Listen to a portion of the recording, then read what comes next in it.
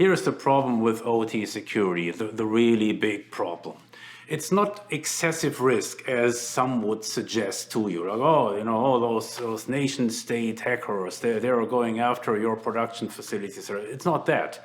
It's how organizations try to mitigate that risk. And what do I mean by that? At the end of the day, we don't see enough security efforts because those security efforts are inefficient. They are too expensive. And therefore, we don't see let's just say, an impressive yield from these efforts.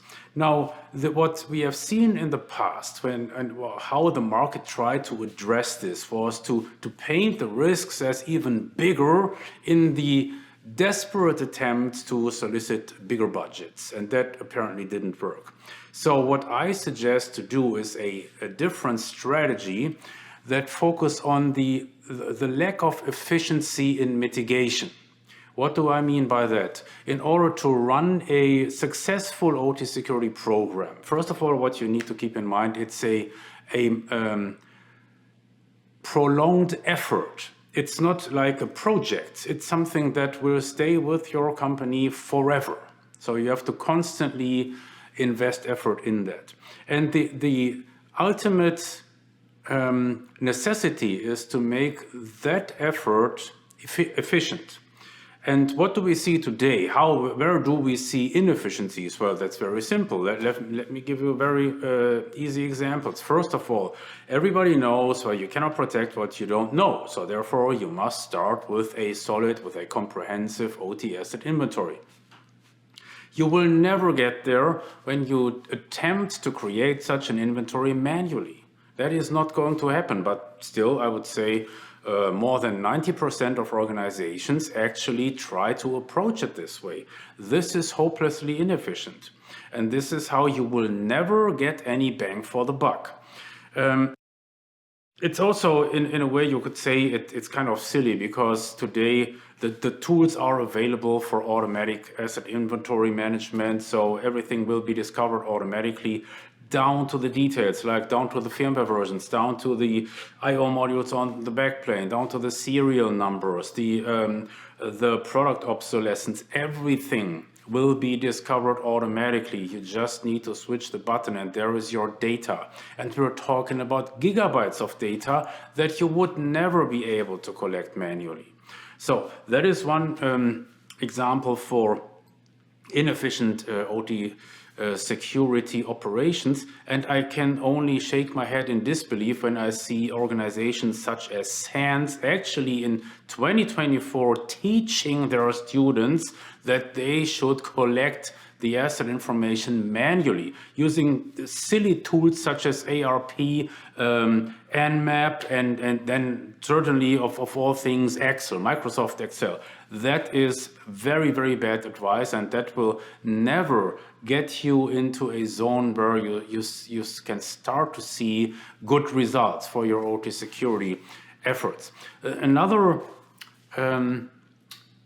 topic where the same thing applies, where the present day approach is hopelessly inefficient, would be vulnerability management. So with vulnerability management, it's like this. Again, most vendors try to focus you on that excessive risk, all those critical vulnerabilities. Yes, there are thousands of critical vulnerabilities. The question is, how do you actually address those? And that is not done in a project fashion, just as with OT asset inventory.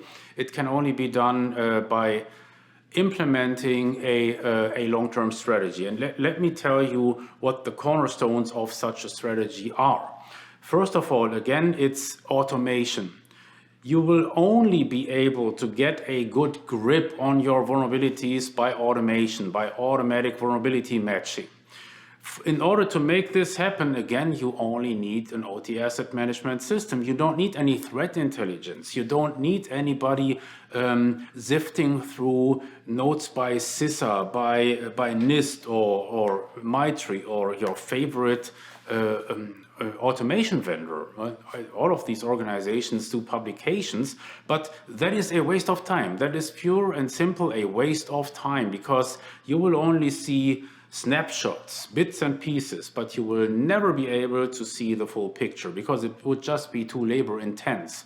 Some of these CVEs, as they are called, those known vulnerabilities, only affect very specific configurations. Like it would be, you have to identify, okay, we are running this particular software product in version 13.5, but this vulnerability only affects this software product in that version on that specific platform.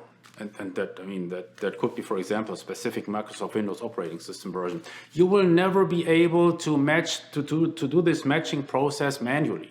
And you wouldn't even have the necessary information for that because the description in the CVEs doesn't yield that level of detail. You would have to go down into the CPE definitions for that CVE, that's a different thing, that is used for automation. And again, this is where the only way to make it happen.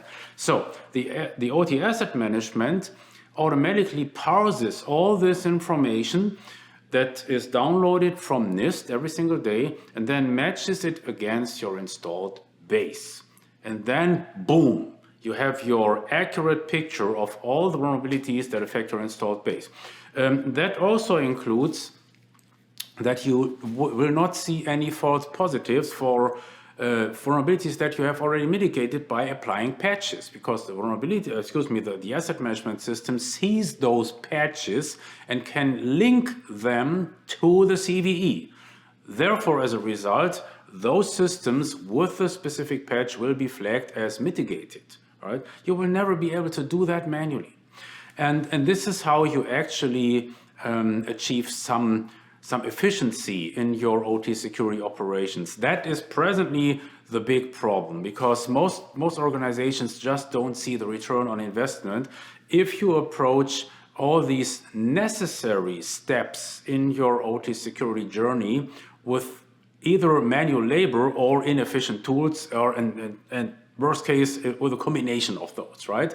This is not going to give you like the success story that your management expects. This is not going to get you more budget, and you will certainly not get more budget by just pointing to all those security reports from the vendors. So they have discovered new vulnerabilities, and they have they point to all these ransomware attacks in the last year. That is not convincing. That is not persuasive. So if you are unable to show and document progress, you are pretty much lost with your OT security.